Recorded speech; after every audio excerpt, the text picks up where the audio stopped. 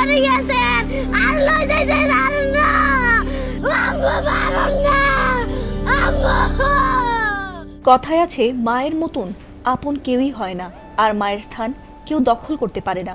সেই কথাই আবার যেন বাস্তবে রূপ নিয়ে এক হৃদয় বিতরক ঘটনার জন্ম দিয়েছে। শিশু সামিয়ার মা মারা যাওয়ার পর বাবা ঠিকই বিয়ে করে আনেন অন্য এক নারীকে। আশা ছিল হয়তো সেই নারী প্রচলিত সৎ মায়ের মতো না হয়ে আদরে ভুলিয়ে দেবে ছোট্ট শিশুটির মা হারানো বেদনাকে, কিন্তু সেই সৎ মা উল্টো এমন নির্যাতন করেছে যা সইতে পারেনি শিশু সামিয়া। এরপর সে যা করেছে সেই ভিডিও এবার ভাইরাল হয়েছে নেট দুনিয়ায়। ঘটনাটি ঘটেছে কুমিল্লার লালমাই উপজেলায়। সেখানে সৎ মায়ের প্রতিদিনের নির্যাতন সইতে না পেরে মায়ের কবরের সামনে গিয়ে চিৎকার করে কান্নায় ভেঙে পড়েছে সামিয়া নামের বছর 12 এক মাহারা এতিম শিশু।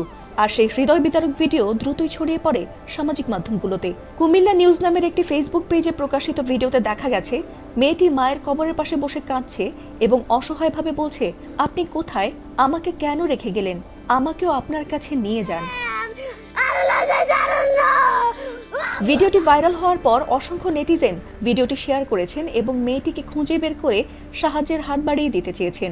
এমনকি অনেকেই প্রশাসনের দৃষ্টিও আকর্ষণ করেছেন। আর তাতেই ঘটনাটি আমলে নিয়ে দ্রুত ব্যবস্থা নেন লালমাই উপজেলা নির্বাহী কর্মকর্তা উম্মে তাহমিনা মিতু। পরবর্তীতে মঙ্গলবার শিশুটিকে সহ তার সৎমা আয়েশা আক্তারকে উপজেলা নির্বাহী কর্মকর্তার কার্যালয়ে হাজির করা হয়। এ সময় তিনি দেশবাসীর কাছে ক্ষমা প্রার্থনা করে ভবিষ্যতে এ ধরনের আচরণ না করার প্রতিশ্রুতি দেন।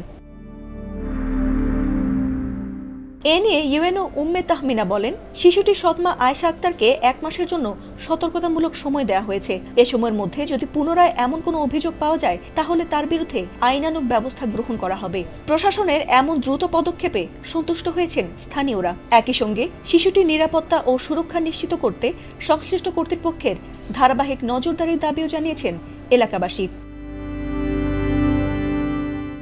ফাতিমা সুলতানা, এটিএন বাংলা।